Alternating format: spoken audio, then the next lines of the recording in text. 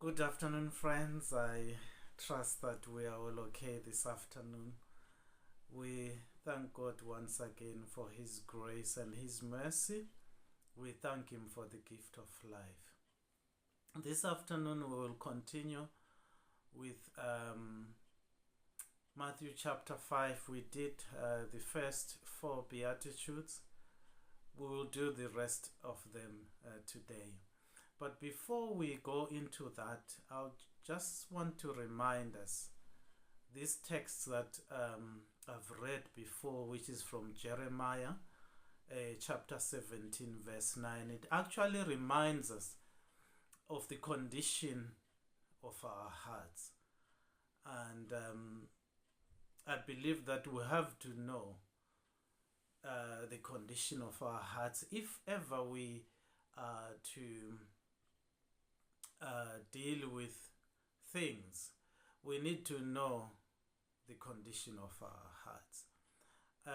It's a text that we all know, that we have read before, and I just want to read it first before we do the Beatitudes, because as we remember, the Beatitudes were actually teachings that Jesus gave on the mountain that are popularly known as the sermon that is popularly known as the Sermon on the Mount.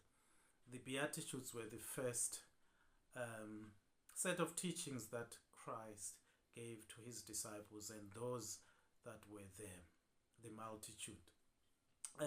Jeremiah chapter 17 verse 9 says, "The heart is deceitful above all things and desperately wicked. Who can know it?" The heart is deceitful above all things and desperately wicked. Who can know it? So we have to know that our hearts are desperately wicked. And we cannot even know them ourselves. So we have to make sure that we are aware of that. Because our hearts are deceitful and they are desperately wicked, they need to be changed. And the only one that can change our hearts is God. It's Jesus Christ who can change our hearts. Our hearts cannot love. Our hearts cannot have mercy. They cannot have patience. But they can only be like that when we allow Christ to change them. So these teachings are part of the teachings that Christ was trying to change the hearts of those that were living at that time. And also, we that have believed in our time, we need hearts changed.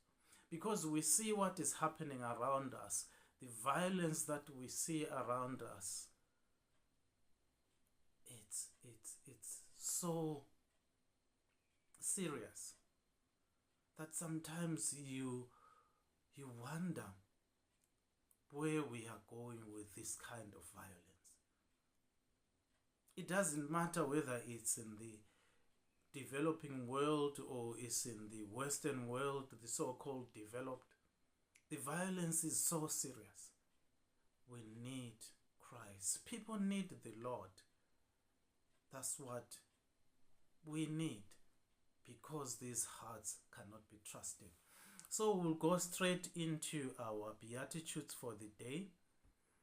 And we start from verse 7, which says, "Blessed are the merciful, for they shall obtain mercy. Blessed are the merciful, for they shall obtain mercy."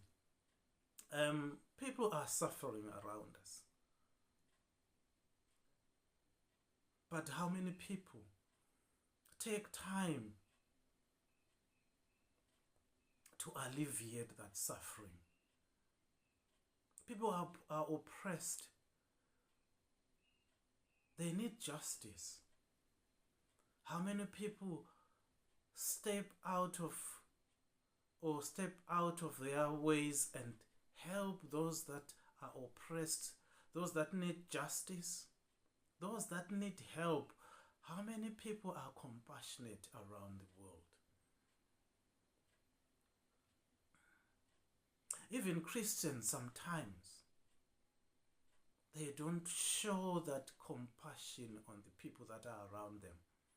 It is because of these hearts that are deceitful and are desperately wicked that need to be changed. Even we as Christians, we need our hearts to be changed.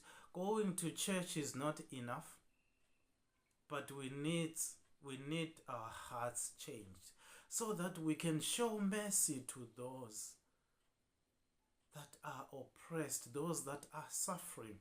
They need our help. They need us to step out and speak on their behalf and help them and alleviate the things that they are going through.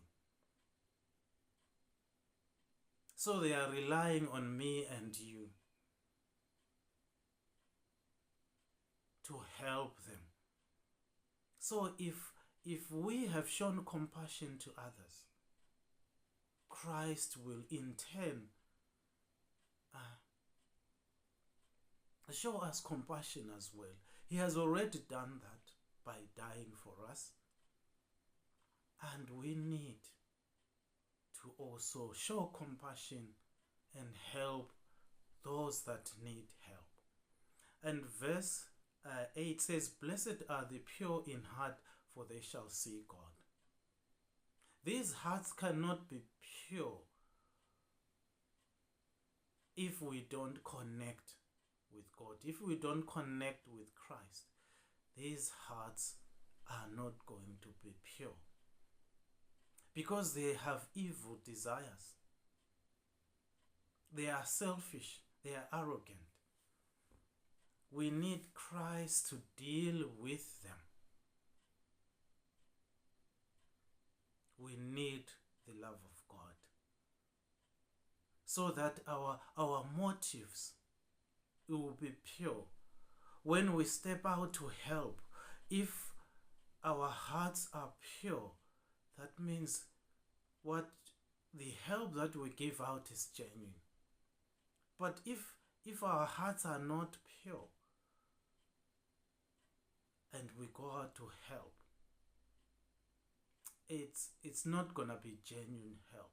Sometimes we will be expecting something in return, or we'll be taking advantage of people because our motives are not pure, because of our hearts that are not pure. So we need Christ to clean these hearts and make them pure so that we are able to do things for people genuinely and lovingly as well. And may God help us to connect with Him. Even as Christians, as I said earlier on, going to church is not enough. Singing in a choir is not enough. Preaching to God's people is not enough. Doing things is not enough if the motive is not pure. If the heart is not pure,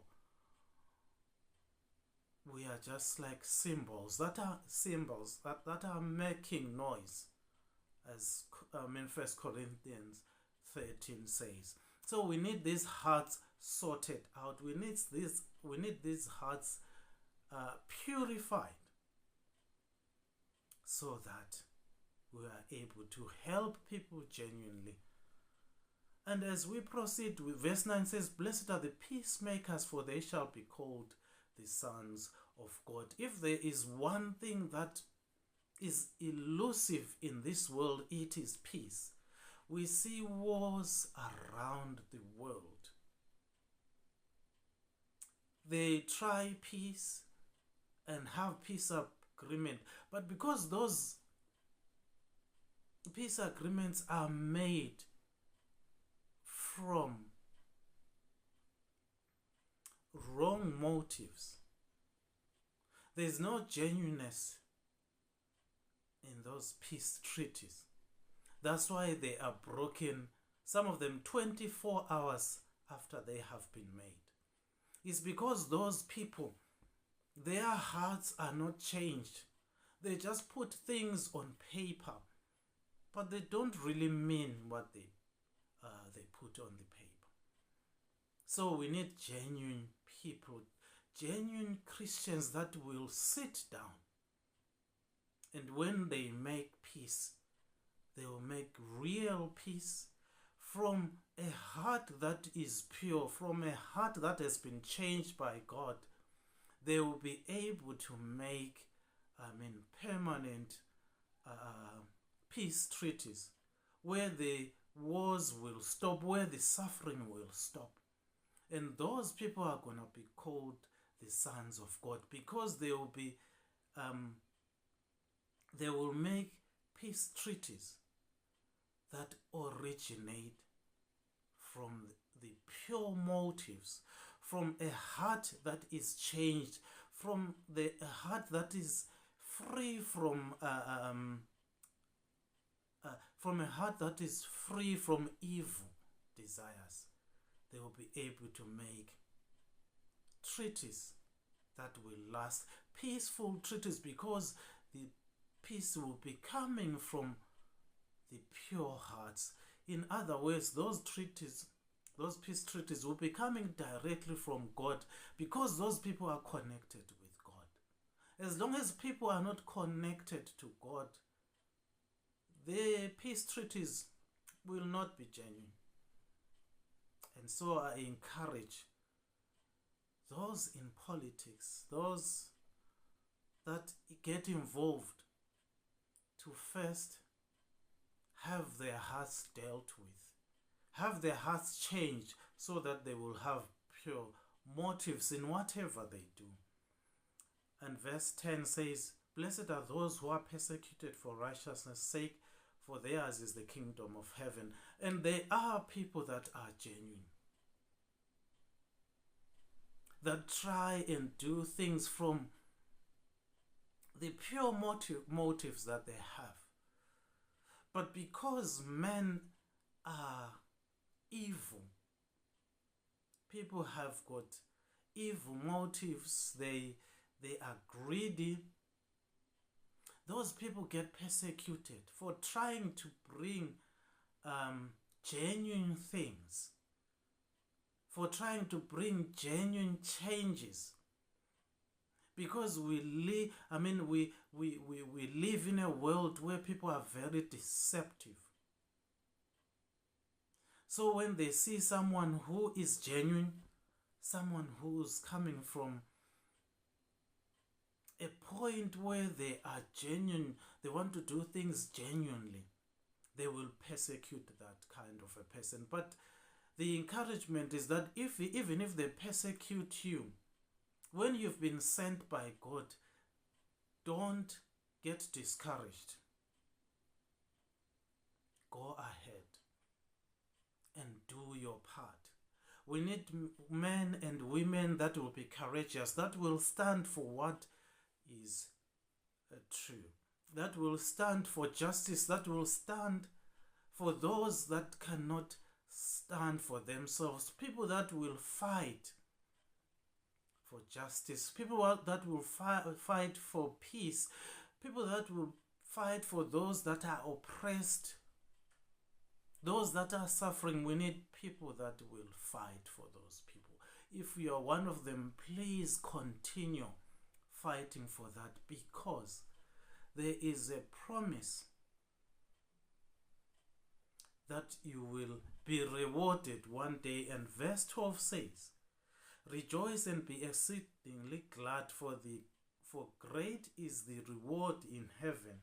For so they persecuted the prophets who were before you."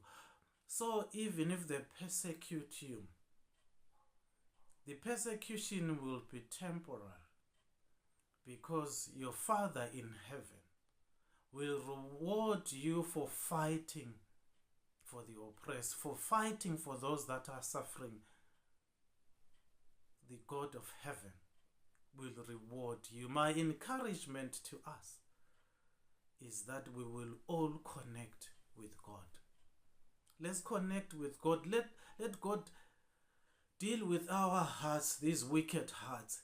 Let God make them pure so that we can have the right motives to do things in the right way. We will face opposition, as we have been reading. People will persecute us for doing what is right. But let's not be discouraged. Let's continue doing the genuine things that we are doing. One day, God will reward us for the things that we have done for those that are oppressed, things that we have done for those that are suffering. And may God bless us as we think about these Beatitudes, as we continue looking at the teachings of Jesus. I encourage us to connect with Him. Let's connect with Christ. And if we connect with Christ, He will change our hearts. And when our hearts are changed, there will be fruits. Love will flow from us to the world. Because the world is desperate. The world is waiting for love. And we as Christians, let's share the love. Let's be peacemakers. Because we've been called to be the lights that will shine. May God bless us as we think about these words.